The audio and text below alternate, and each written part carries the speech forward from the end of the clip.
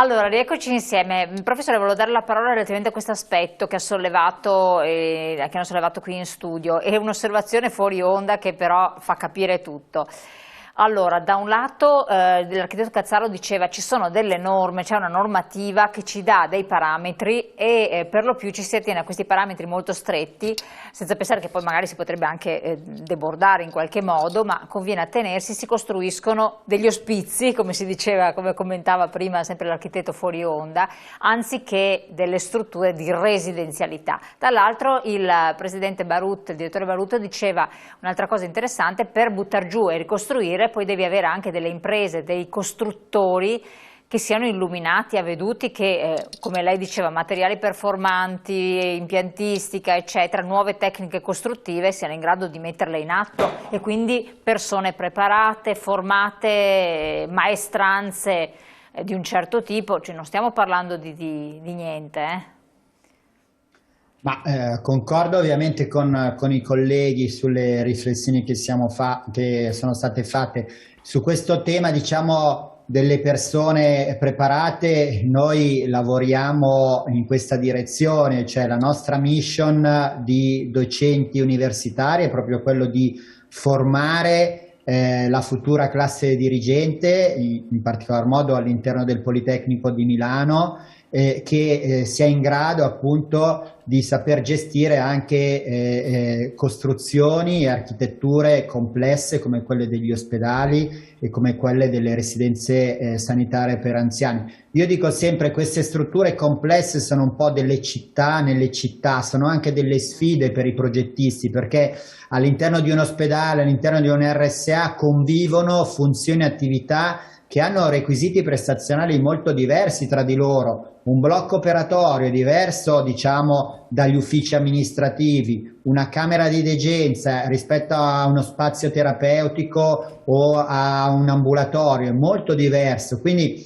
diciamo che noi lavoriamo proprio ormai da più di 10 anni anche con un'offerta formativa all'interno del Politecnico di Milano che lavora proprio in questa direzione. Io devo dire che sulle norme l'osservazione che mi sento di fare, non voglio entrare in maniera puntuale appunto sulle singole norme, perché in effetti è vero che il nostro paese in generale ha una moltitudine di norme e soprattutto il problema è che si vanno sempre ad aggiungere le norme, cioè anziché andare come succede in altri paesi, che quando si fa una norma si va ad abrogare la norma precedente, da noi invece si vanno a sommare. Però secondo me, diciamo, il concetto base da cui dobbiamo partire è che noi abbiamo delle norme, quelle che ci sono, che sono troppo prescrittive e poco prestazionali. Questo è il dato di fatto, cioè a noi interessa raggiungere l'obiettivo, poi come lo raggiungi dà un po' una responsabilità al progettista. Ecco perché prima dicevo ci vogliono degli strumenti che misurano poi il raggiungimento degli obiettivi. Quindi noi abbiamo norme, ripeto, troppo prescrittive. Su alcuni ambiti devo dire che abbiamo poche norme, pochi riferimenti, perché come si progetta un ospedale,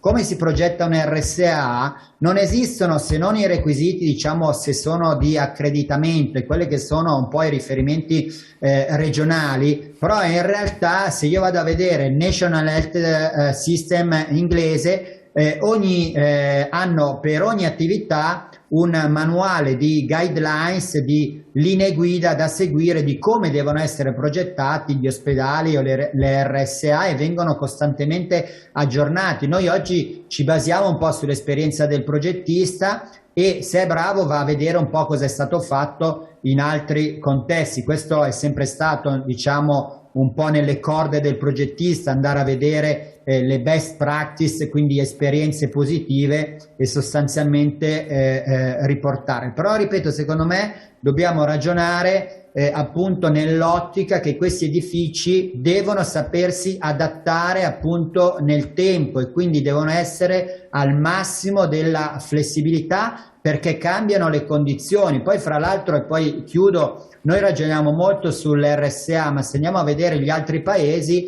diciamo che come dicevo all'inizio, l'RSA va sostanzialmente ad accogliere un tipo di utenza fortemente compromesso sulla salute, Certo. ma a questo si affiancano una moltitudine di altre dimensioni e realtà, dai villaggi dedicati alle persone anziane, alle case alloggio, al silver housing, quindi diciamo ci sono oggi tante opzioni che stanno appunto crescendo per dare una risposta alla popolazione anziana, ma anche quando è autosufficiente, ed è molto importante sostanzialmente prevedere tutta la filiera appunto della terza età, delle persone e della quarta età, delle persone anziane, ripeto, non solo come RSA ma con altre forme abitative che garantiscono, e veramente chiudo, di arrivare in età avanzata ma in buona salute. E questo è l'obiettivo, perché noi oggi in Italia abbiamo una delle speranze di vita più alte al mondo, ma dobbiamo andare a vedere come si arriva poi di fatto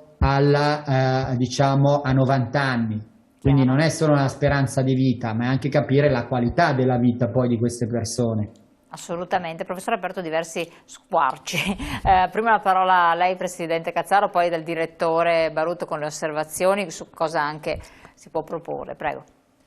Sì, allora non fa una piega quello che dice il professore, il tema di fondo è che nell'operativo facciamo un ragionamento coi piedi per terra. Chi è che costruisce le RSA?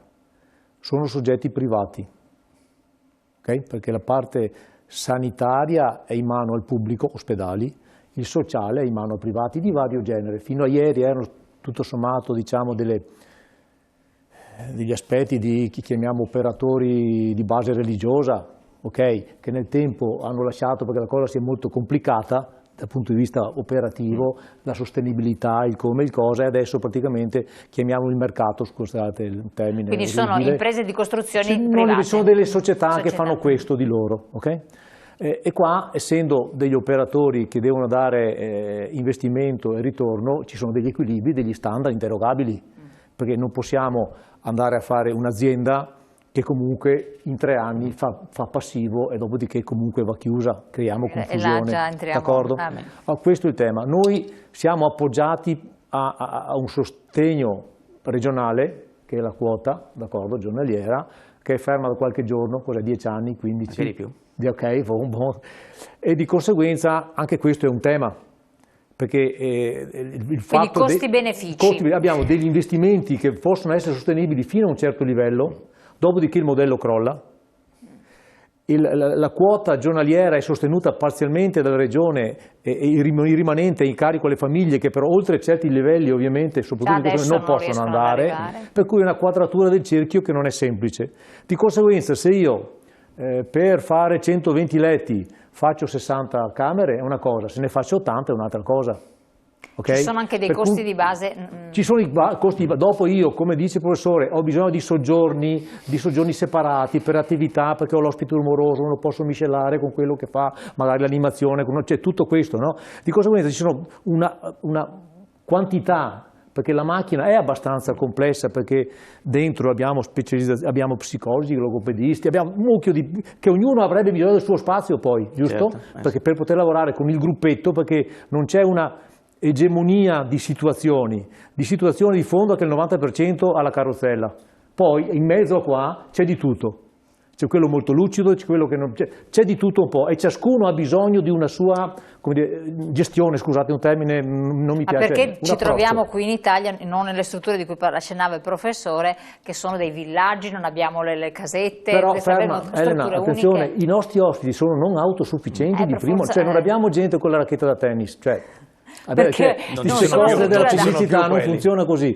Poi va da sé che se vogliamo però mettere in condizioni i nostri addetti, che sono meravigliosi, perché io vi assicuro vorrei che tutti provassero a mettere dentro una tuta di quelle bianche e starci dentro un paio d'ore. Io ero, quando vado per così, perché abbiamo anche un reparto ospedaliero dove abbiamo avuto gestione di Covid che ci dava perché è stato fatto appositamente sezionato eccetera. In 2 ore tu sei bagnato fino alle mutande.